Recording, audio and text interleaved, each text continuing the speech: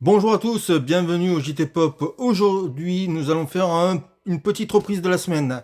Alors, cette semaine, vous pourrez voir ou revoir sur nos beaux écrans français Chasse à l'homme de Fritz Lang ou Manhunt. Je ne sais pas sur quel, s'ils vont garder le titre original ou garder le titre français pour la sortie de ce film. Ce n'est pas bien grave, on mettra les deux. Alors, qu'est-ce que ça raconte?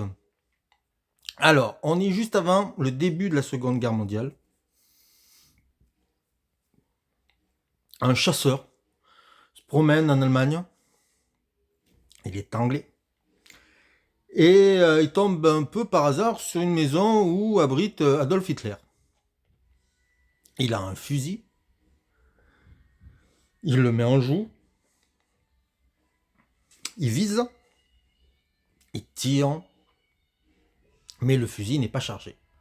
Il fait un salut, et au moment de se retourner, il tombe sur des soldats nazis. Ensuite, il va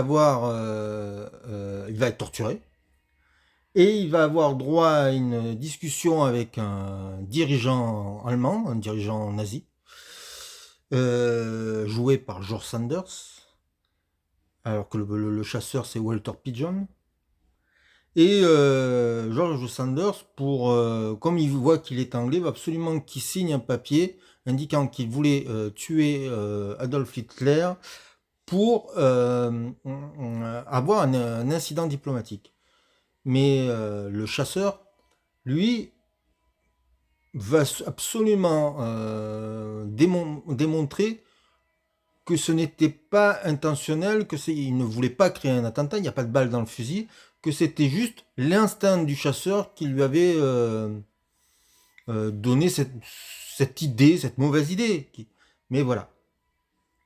Alors il va s'évader, il va être poursuivi par des Allemands, il va se réfugier en Angleterre, il va se rendre compte qu'il y a même des nazis en Angleterre, il va avoir une belle histoire d'amour avec une prostituée. Enfin, c'est pas tout à fait dit parce que on est quand même dans la Seconde Guerre mondiale et qu'une histoire d'amour entre une prostituée et un homme célibataire par le code Hayes, c'était pas tout à fait possible, mais c'est vraiment sous-entendu.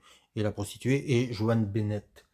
J'ai oublié de dire que il va être pourchassé et voilà, j'en dirai pas plus. Et le film euh, est un film de propagande anti-nazi tourné pendant la Seconde Guerre mondiale. Je crois qu'il est tourné en 42 ou 43. Et Fritz Lang en a réalisé plusieurs. Il y a Cap et Poignard, Les bourreaux meurent aussi. Et il m'en manque un que j'ai oublié le nom. Je crois que c'est Espion sur la Tamise. Et c'est des films passionnants parce que Fritz Lang, allemand, est peut-être l'homme le plus virulent envers le gouvernement nazi alors qu'il l'a connu de près. Euh, et euh, il faut dire que y a eu une sorte d'ambiguïté à cause de Metropolis qui disait que peut-être c'était un film à la gloire du Troisième Reich. Euh, Selon ses dires, je crois que c'est Hermann Göring qui serait venu le voir pour qu'il dirige après les studios allemands.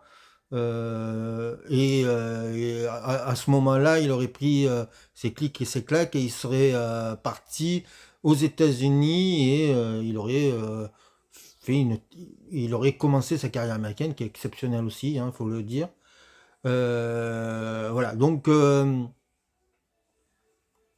on ne sait pas vraiment, mais bon, en tout cas, ça reste intéressant. Du coup, le film est passionnant parce qu'il prend la théorie et si Hitler avait été mort, qu'est-ce qui serait advenu aussi de la Seconde Guerre mondiale. Euh, et ce qui est étonnant, c'est que le film déjà dit des choses que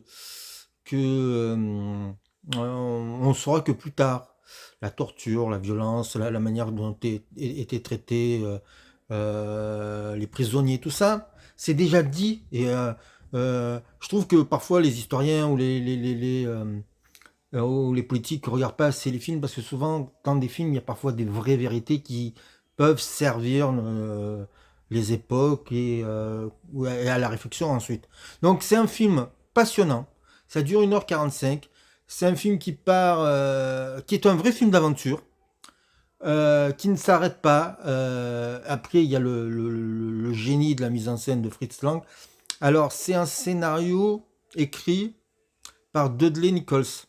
Et Dudley Nichols, alors je ne veux pas dire de bêtises, hein, mais je crois que Dudley Nichols était très rattaché à la Fox. Je crois que le film est un Fox, même si en France il est sorti chez Sidonis Calista et que c'est pas écrit sur la jaquette, mais bon, je crois que c'est vraiment un Fox.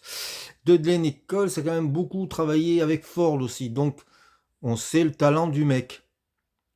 Et avec Fritz Lang, ben voilà, ça donne un des grands films du maître. On va pas dire chef-d'œuvre, mais peut-être. Et avec un casting éblouissant, donc je répète, Walter Pidgeon, euh, George Sanders, John Bennett et John Carradine qui joue un tueur bien corsé. Donc c'est une merveille et j'espère que vous pourrez le voir dans une belle salle de cinéma, dans une belle copie aussi. Et ben voilà. Merci pour votre écoute et je vous dis à bientôt.